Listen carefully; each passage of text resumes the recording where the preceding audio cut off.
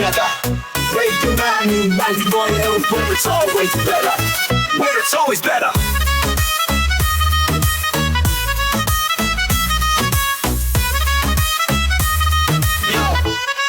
Yo, सुबह का सूरज या शाम का रंग, we bring you joy हर जुबान का धन. Community की बात हम हैं आपके साथ, let's spread the love. चलो मिल के साथ tune in, turn up, दिल से बात करो. Radio मानो ताकि गुरु FM के साथ चलो. Every voice counts, हर लम्हा यहाँ. चलो बात करके देखते हैं, let's all shine on. Yo, let's all go. सेहत की बात और dreams to share. Radio Manu 92 FM, we're always there. From unity to joy, we bring the light. Every word, every tune makes everything right. Listen up, it's time to unite. Radio Manu 92 FM, shining bright. Dill se suno, we love and care. Chalo baat karke dekhte hain, let's take it there. So come along for the ride. Radio Manu 92 FM, we're by your side. चलो बात करके देखते हैं. Your voice, your guide.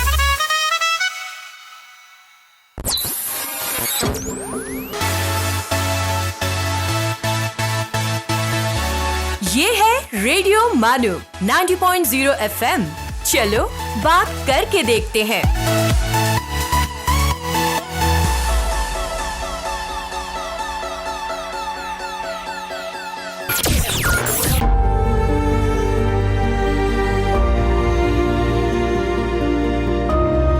This is Radio Manu 90.0 FM, presenting Salam Cinema.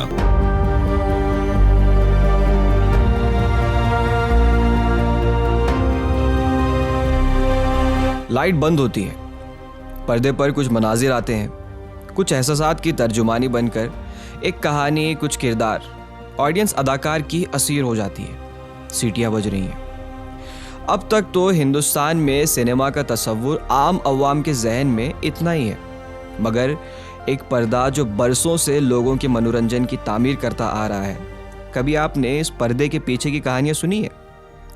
अदाकार, hero, heroine, इन सब के अलावा भी कुछ गुमशुदा नाम होते हैं जो अपना पसीना निचोड़कर फिल्म के हर एक फ्रेम में अपना योगदान देते हैं. पर्दे पर चल रही कहानियों से कई दिलचस्प कहानियां पर्दे के पीछे चल रही होती हैं. इस रेडियो प्रोग्राम के जरिए हम आपको उसी पर्दे के पीछे की दुनिया की सैर कराएंगे. तो सामईन, पेश खिदमत है रेडियो प्रोग्राम सलाम सिनेमा. आज के इस पहले एपिसोड में हम हिंदी सिनेमा के एक शाहकार जनाब ख्वाजा अहमद अब्बास की एक किताब में दर्ज सिनेमा के हवाले से बयान की गई हैरत अंगेज बातों को आपके गोशे गुजार करेंगे. तो सामईन, सुनिए किताब सोने चांदी के बुत. इस किताब के पहले ही पेज पर ख्वाजा अहमद अब्बास ने एक इबारत दर्ज की है. वो कुछ यूँ है कि उन तमाम अदीबों, शायरों, फ़नकारों, टेक्नीशियंस और मज़दूरों के नाम जिनकी तख्लीकी और जहनी मेहनत और खून पसीने से फ़िल्म की तकमील होती है. मुझे कुछ कहना है. फिल्म इंडस्ट्री, इस इंडस्ट्री लफ्ज़ से मैं पिछले 45 साल से दस्तगिरेबा हूँ. पहले मैंने मोशन पिक्चर कांग्रेस में अलल ऐलान इसकी मुखालिफत की थी. मेरा कहना था कि फ़िल्म को कपड़े बनाने की मिल या फौलाद का कारखाना ना समझिए. ये एक आर्ट है, एक फ़न है, एक साइंस है जिसमें मुख्तलिफ़ किस्म के आर्टिस्ट मिलकर काम करते हैं. साइंस की मुख्तलिफ़ शाखें इसमें काम करती हैं. मसलन फ़ोटोग्राफ़ी, सदाबंदी, मेकअप का जादू जो जवान को बूढ़ा और बूढ़े को जवान बना देता है.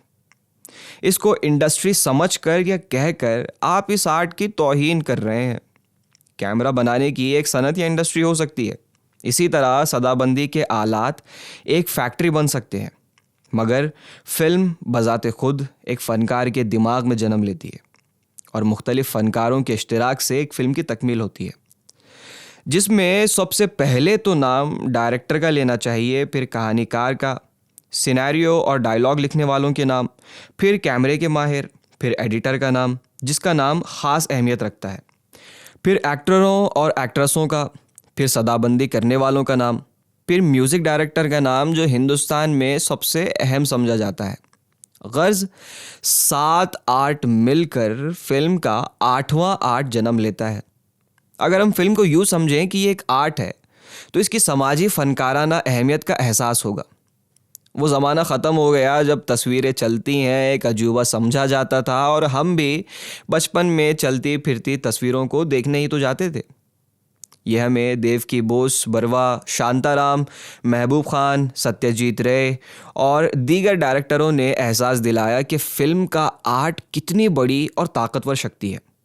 एक क़ुव्वत है जो इंसान ने अपने हाथ में ले ली है। इसके ज़रिए वो लाखों को बैक वक्त हंसाता भी है, रुलाता भी है और कभी कभी सोचने पर मजबूर भी कर देता है। और यही सिनेमा की तख्लीकी क़ुव्वत का करिश्मा है। मगर हमारी बदकिस्मती ये है, फ़िल्म को एक इंडस्ट्री बनाकर हमने इसकी तख्लीकी क़ुव्वतों की तज़लील की है और इसको बनाने में कितने लाख या करोड़ रुपए खर्च हो रहा है या इसको चलाने से कितने लाखों या करोड़ों रुपए वसूल हो रहे हैं, इसकी अहमियत को इतना चढ़ाया है कि सारा खेल एक फ़नकार के निगार खाने का नहीं बल्कि रुपये पैसे का यानी कि ब्लैक मार्केट का हो गया है। ये हमारी बदकिस्मती है और हमारे फ़न की बदकिस्मती है। हमारे यहाँ सच्चे आर्टिस्टों की कमी नहीं, क्योंकि आज संजीव कुमार हमारे दरमियान नहीं है, इसलिए इनका नाम लेने को जी चाहता है। लेकिन इससे भी कबल सैगल और पंकज मलिक, विनायक और गुरुदत्त और बलराज साहनी और महबूब साहब, के आसिफ, मीना कुमारी जैसे अजीम फ़नकार मौजूद थे। साहिर लुधियानवी और राजेंद्र सिंह बेदी जैसे तख्लीकी कलमकार हमारे पास थे। वो सब सोने चांदी के बुत नहीं थे। न राज कपूर, दिलीप कुमार, अमिताभ बच्चन और इनसे बुलंद क़ामत तख्लीक़कार सत्यजीत रे कुदरत की मेहरबानी से आज भी हमारे दरमियान मौजूद हैं। अगरचे सोने चांदी के बुतों की फ़िल्मी इबादत गाह में इनके फ़न को भी हज़ारों, लाखों, करोड़ों की तराजू में तोला जाता। मैंने इस किताब में इनमें से चंद के कैरेक्टर स्केच लिखे हैं, कुछ कहानियाँ लिखी हैं जिनमें कहीं कहीं सोने चांदी के बुतों पर नकाब डाल दी गई है। चंद मज़ामीन हैं जिनमें फ़िल्म में जीना, फ़िल्म में मरना एक कलैदी हैसियत रखता है। सत्यजीत राय और इनकी फ़िल्में हमारे मुल्क की बेहतरीन फ़िल्मी तख्लीक़कार की फ़िल्मों का तनक़ीदी जायज़ा लिया गया है। इसके बरक्स घंटी क्यों बार बार बज रही है में नए चेहरों और नई सलाहियतों का जायज़ा लिया गया है। इन सब को पढ़कर हमारी फ़िल्मी दुनिया का एक नक्शा नज़र आएगा, जिसमें कामयाब, नाकामयाब, फ़नकार और सोने चांदी के बुत, पुराने तख्लीक़कार और नए चेहरे सभी नज़र आएंगे। इस तहली में सब कुछ है प्यारे, क्योंकि फ़िल्म एक आर्ट है जिसे कोशिश की जा रही है सोने चांदी के बाज़ार में ढालने की, मगर ये कोशिश कामयाब नहीं होगी, कभी कामयाब नहीं होगी। ख्वाजा अहमद अब्बास, 14 फरवरी 1974। तो सामाइन, जब तक ये सिनेमा जगत की छोटी मोटी दिलचस्प कहानियों का सिलसिला चल रहा है, तब तक लेते हैं एक छोटा सा ब्रेक के बाद फिर हाजिर होंगे इन्हीं दिलचस्प कहानियों के साथ। आप सुन रहे हैं सलाम सिनेमा, रेडियो मानो 90.0 एफएम की फिल्मी कहानियां।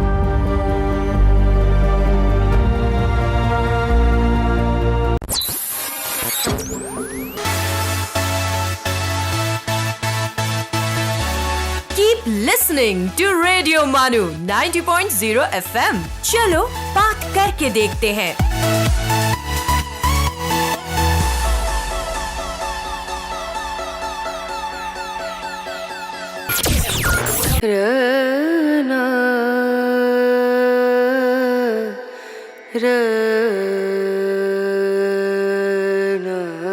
This is Radio Manu 90.0 FM।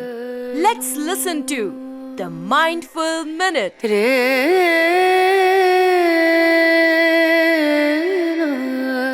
संत तिरुवल्लुवर ने कहा है, नम्रता और मीठे वचन ही मनुष्य के आभूषण होते हैं। नम्रता और मीठे वचन ही मनुष्य के आभूषण होते हैं, शेष सब नाम मात्र के भूषण हैं।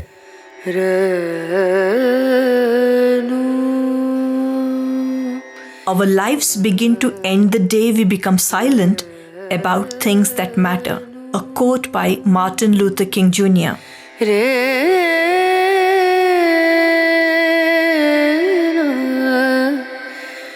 अपने ज़ाहिर और बातिन को एकसा रखो। हज़रत अबू बकर सिद्दीक। ये है रेडियो मानू 90.0 FM। आप सुन रहे थे द माइंडफुल मिनट।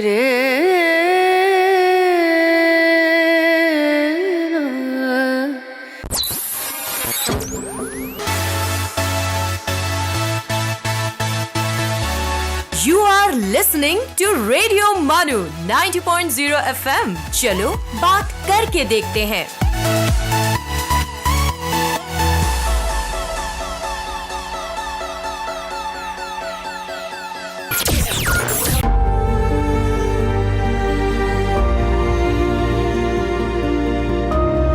आप सुन रहे हैं सलाम सिनेमा, रेडियो मानो 90.0 FM की फिल्मी कहानियां।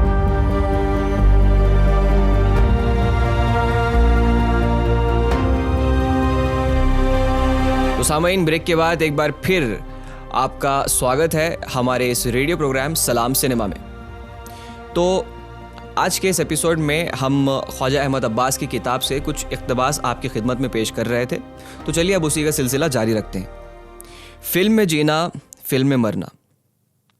दरवाजे की घंटी बजती है, जोर से, देर तक, जैसे किसी की तरफ से ऐलान कर रही हो, मैं आ गया हूं, जिसका तुम्हें इंतज़ार था।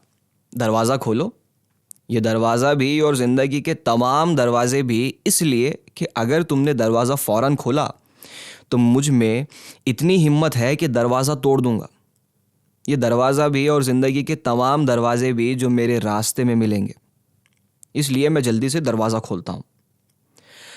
बाहर एक नौजवान खड़ा है और सड़क पर एक टैक्सी खड़ी है जिसका मीटर अब भी चल रहा है। मैं नौजवान को सर से पैर तक देखता हूँ। बाल दिलीप कुमार के स्टाइल में कटे हुए हैं।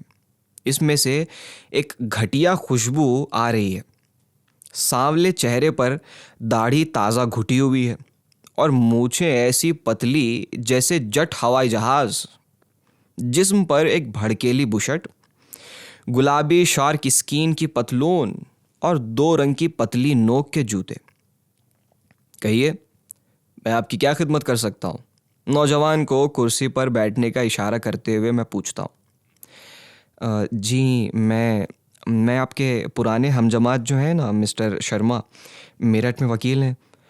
वो मेरे पिताजी के गहरे दोस्त हैं।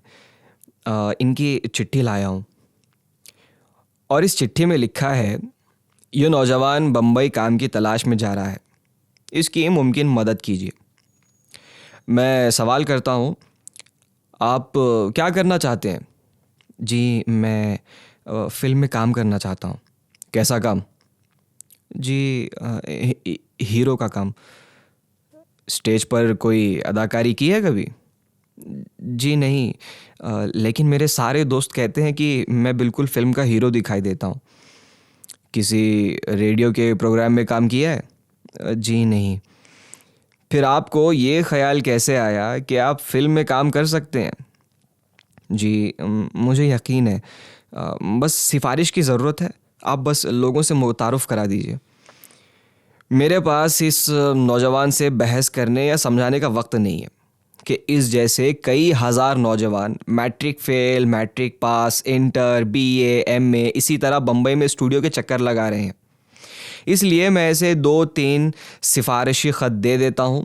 हालांकि मुझे मालूम है कि इनका असर होने वाला नहीं है, क्योंकि ऐसी कई 100 चिट्ठियाँ मैंने लिखी हैं जो मुख्तलिफ नगार खानों में घूम रही हैं। 5 हफ्तों के बाद फिर घंटी बजती है। इस बार पहले वाली बात नहीं है। ऐसे बज रही है जैसे सोच रही है, झिझक रही है। इतनी सुबह बजने पर माफ़ी मांग रही है, जैसे कह रही हो, अगर जहमत ना हो तो दरवाज़ा खोल दीजिए। और मैं इत्मीनान से अखबार ख़त्म करता हूँ, फिर अंगड़ाई लेकर उठता हूँ, धीरे धीरे चलता हुआ दरवाजे तक जाता हूँ और दरवाज़ा खोलता हूँ।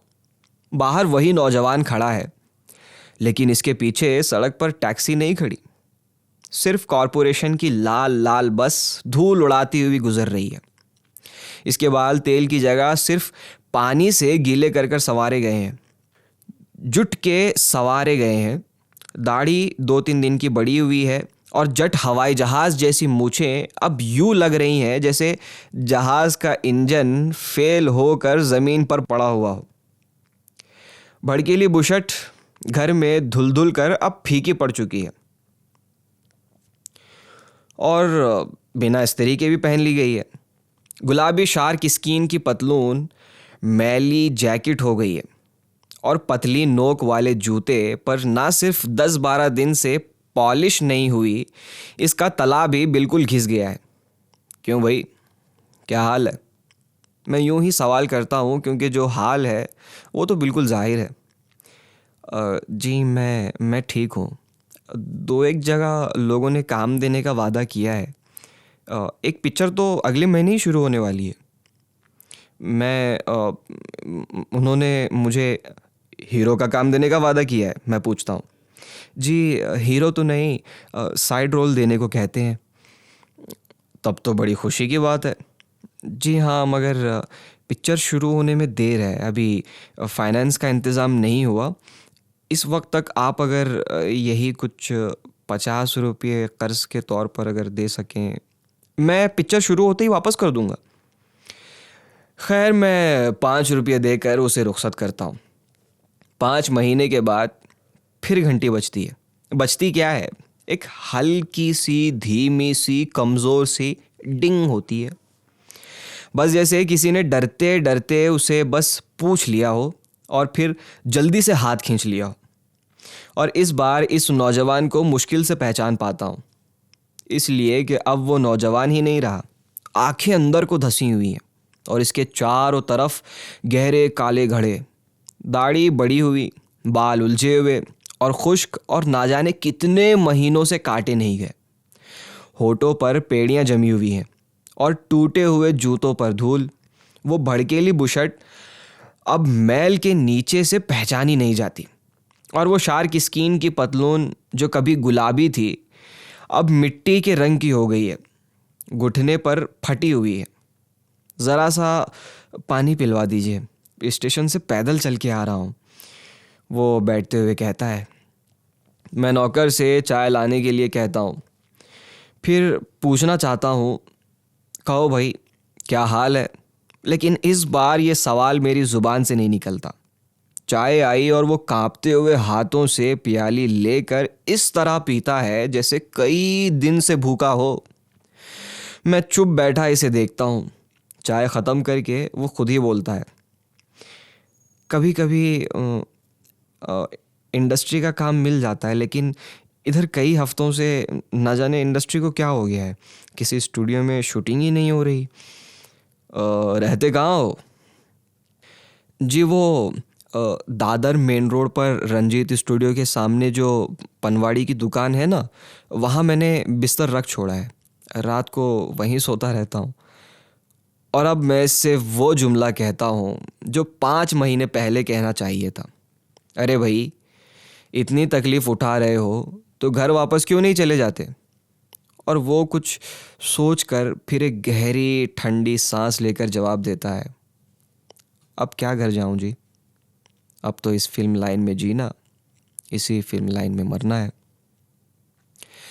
ये कहानी नहीं है, सच्चा वाक़या है। मगर इस नौजवान का नाम रामकृष्ण भी है, मोहम्मद अनवर भी है, दिलजीत सिंह भी है। ऐसे हज़ारों नौजवान हैं जो मुल्क के कोने कोने से, लखनऊ से, लुधियाना से, बेंगलोर से और बनारस से और कोचीन से, कानपुर से आते हैं और आते रहते हैं। तो चलिए सामीन, इन दिलचस्प कहानियों का सिलसिला जारी रखेंगे, मगर तब तक के लिए लेते हैं एक छोटा सा ब्रेक के बाद फिर आपसे मुलाकात होगी। You are listening to Salam Cinema, Radio Manu 90.0 FM's Cinema Stories.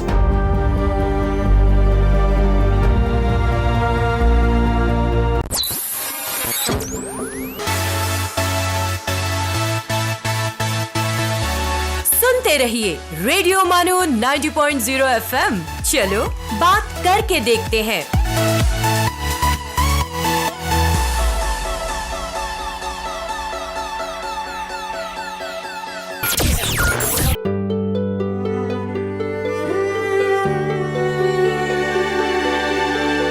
आइए अब सुनते हैं अर्ज किया है।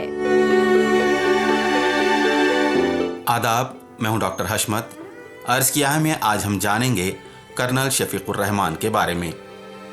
शफीकुर रहमान का पूरा नाम राव शफीकुर रहमान था। वो ज़िला रोहतक, हरियाणा में 1920 में पैदा हुए। हाई स्कूल कामयाब करने के बाद उन्होंने लाहौर के मेडिकल कॉलेज से MBBS किया। 1941 में इंडियन मेडिकल सर्विस में बतौर डॉक्टर मुकर्रर हुए।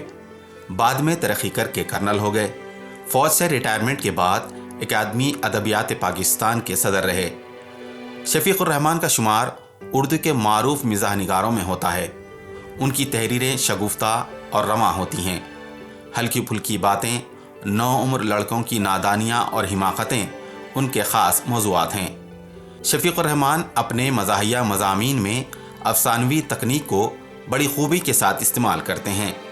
उन मज़ामीन में जाबजा लतीफ़ों को इस तरह शामिल किया गया है जैसे वह लतीफ़े नहीं, इसी वाक़ये का हिस्सा हैं। किरणें, शगुफ़े, लहरें, हिमाकतें, मज़ीद हिमाकतें और दरीचे वग़ैरह उनके मज़ाहिया मज़ामीन के मजमूए हैं। दोस्तों, अर्ज़ किया है में आप सुन रहे थे कर्नल शफीकुर रहमान के बारे में।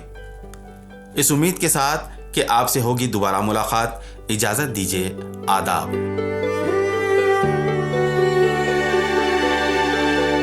You were listening to अर्ज किया है।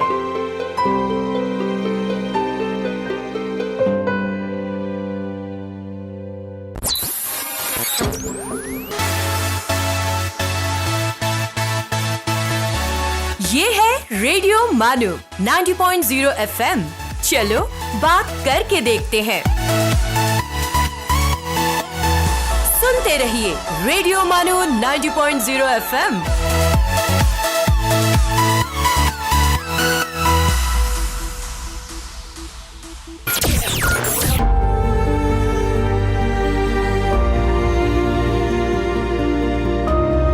You are listening to Salam Cinema, Radio Manu 90.0 FM's Cinema Stories.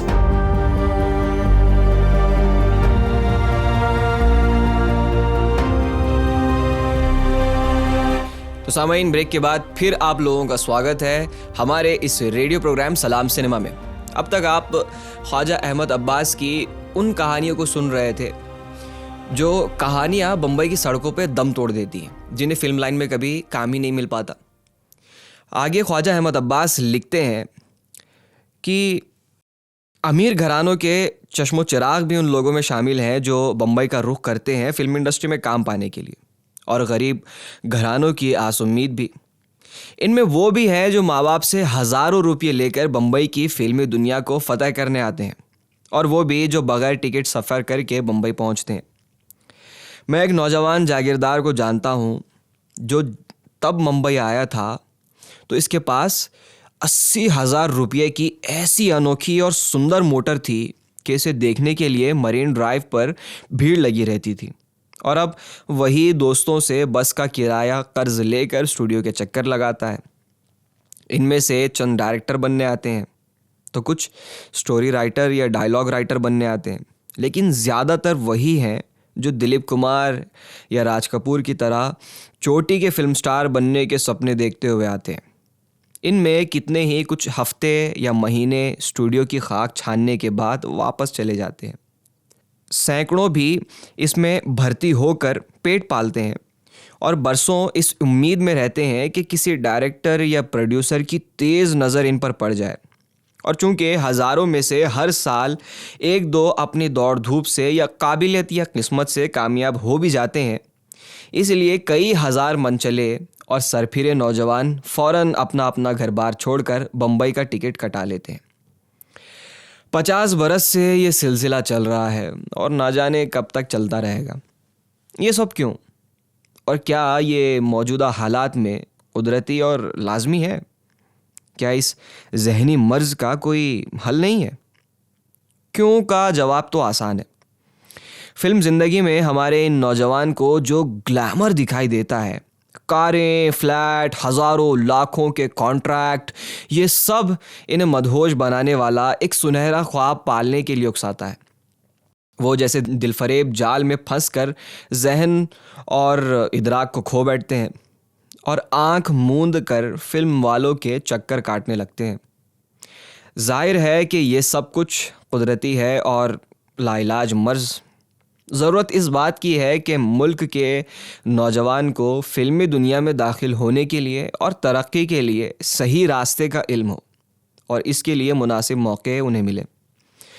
गैर मुमालिक में तो फिल्मी फ़नकारों के लिए बड़ी बड़ी तालीम गाहें हैं जो सही मौके पर पूरी तैयारी के बाद इसी फिल्म की तरफ कदम उठा सकते हैं। बदकिस्मती से हमारे यहाँ ऐसी तालीम गाहें अभी नहीं हैं, लेकिन स्टेज है, रेडियो है, अदब है। इनके कामयाब लोगों को खुद फिल्म वाले खोज निकालने की कोशिश में रहते हैं। जहाँ तक इन नौजवानों का सवाल है जो फिल्मी दुनिया में कहानी नवीस, सिनेरियो या मुकालमा निगार, गीत निगार की हैसियत से दाखिल होना चाहते हैं, मैं इनको सलाह देता हूँ कि इनको चाहिए कि फ़िल्म की तरफ रुख करने से पहले वो अदब में मकाम बनाए। नावल लिखकर, कहानी लिखकर, नज़्म या गीत लिखकर। जब भी कोई मेरे पास फिल्मी कहानियों का पुलिंदा लेकर आता है तो मैं उससे यही सवाल करता हूँ, अगर कोई नाशिर तुम्हारी कहानी को शाया करने के लिए चंद हज़ार रुपये लगाने को तैयार नहीं है तो कई हिदायतकार इस पर कई लाख रुपये लगाने के लिए कैसे तैयार हो सकता है। मुख्तसर में ये कि अपने को बड़ा फ़नकार समझते हैं। किसी ड्रामे में काम करके अपनी काबिलियत का सबूत तो दीजिए। अपने को मंजरनामा या मुकालमा लिखने के लायक समझते हैं, लिखिए एक अजीम नावल, 1 दर्जन ऐसी कहानियाँ कि सारे मुल्क में आपकी धूम मच जाए। अपने को मैकश और रफ़ी से अच्छा गाने वाला समझते हैं या लता से अच्छा गाने वाली समझती हैं, तो पहले रेडियो और ग्रामोफोन रिकॉर्डों के ज़रिए आवाज़ का सिक्का जमाइए और तब फिल्म वाले खुद आपको खोज निकालेंगे। तो सामीन, ये था जनाब ख्वाजा अहमद अब्बास साहब की किताब से इक़्तिबास करदा पहला मज़मून। इस मज़मून में जो कहानियाँ दिखाई गई हैं, वैसे तो ये किताब थोड़ी सी पुरानी है, मगर आज भी ऐसे किस्से, कहानियाँ और अगर मैं मुख्तसर में कहूँ तो कई सारे सपने ऐसे हैं जो आपको बम्बई में फुटपाथ पर सोते हुए मिलेंगे। जब ये बम्बई का रुख करते हैं तो इनकी जेब में कुछ रुपये होते हैं, कुछ चिट्ठियाँ भी होती हैं जिनमें कुछ सिफारिशें भी होती हैं, मगर आपकी किस्मत और आपके हालात आपको फिल्म इंडस्ट्री के दहलीज पार करने से पहले ही आपका दम तोड़ने के लिए आपके पीछे पड़ जाते हैं। मगर अगर आप में काबिलियत है तो ज़रूर आप एक दिन अपना लोहा मनवाने में कामयाब भी होंगे। अब खैर, ये तो सपनों की बात है। सपने कहाँ हर किसी के पूरे होते हैं।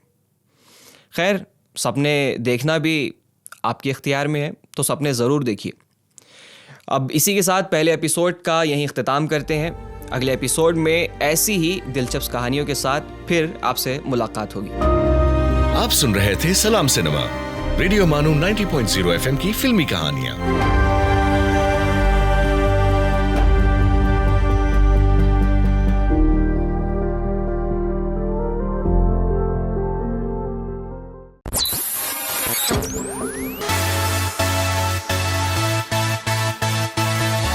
दिस इज रेडियो मानो 90.0 FM। चलो बात करके देखते हैं।